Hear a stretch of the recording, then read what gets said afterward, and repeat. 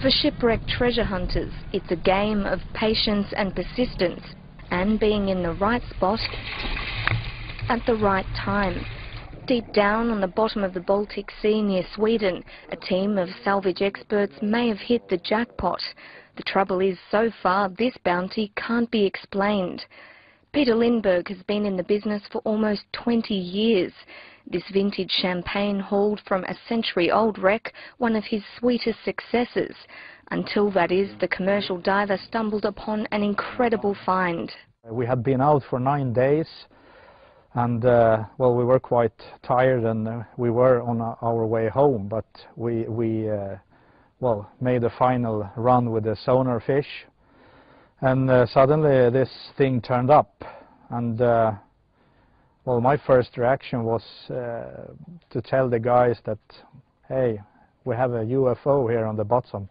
Sonar readings show it's about 60 meters across, or the size of a jumbo jet, and it's not on its own down there. The Ocean Explorer team also found another smaller disc-shaped object nearby. Both show a rigid tail or drag marks more than 400 meters long. Their size and distinctive shape are generating some peculiar theories. Could this be the Star Wars Millennium Falcon, a plug to an inner world, or a marine version of Stonehenge? There have been discussions about Russian warships that were around, that they built in the end of the 1800s, but they are smaller, only about 30 meters across, and they weren't in the Baltic as well. Of course, it can be something else from a ship or wreck, but still, it's quite big. Yeah, you have the disturbances from the waves.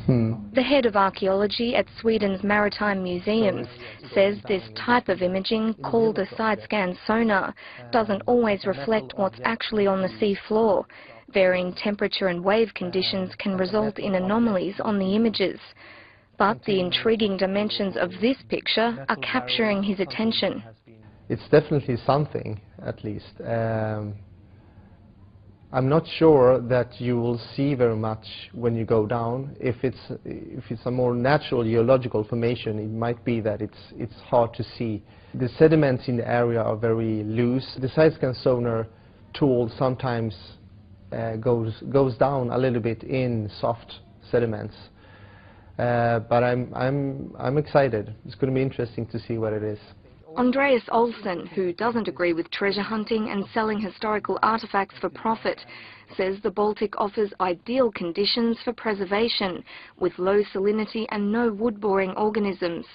It's helped protect many of Sweden's prized wrecks, including the 17th century warship Vasa. It was brought to the surface with its hull almost intact more than 50 years ago, and is now housed in its own museum in Stockholm. Right now, we know about approximately about 20,000 objects, mostly shipwrecks, in the Baltic Sea, a total. But I think we have at least 100,000. There's a lot of areas we haven't really seen anything, and many shipwrecks are also hidden under the seabed. So it's for an archaeologist, I think the Baltic Sea is like a shipwreck laboratory, the best in the world. One glittering rival is the North Atlantic, where a top salvage company has struck gold, or silver to be exact, twice. Odyssey Marine recently found 2 wartime shipwrecks off the coast of Ireland. On board could be hundreds of tons of silver. The American team, just like the Swedish crew, are waiting for calmer waters beginning in May to see if their discoveries will be all that they imagined. Peter Lindberg is even preparing a submarine for tourists and private investors for a closer look at what really lies beneath. Brooke Bowman, CNN, London.